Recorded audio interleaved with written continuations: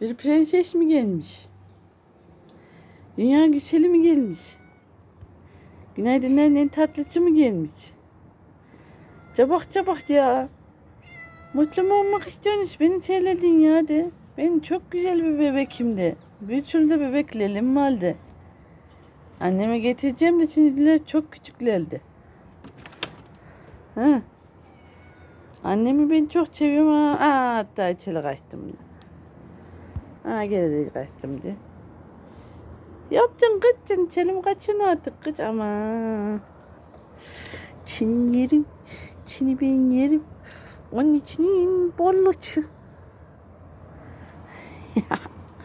Kız bolluçun annesi verene kız. Kız bebişlerin nasıl kız? Getir artık anam bir tanesini getir bari ya. Günaydın.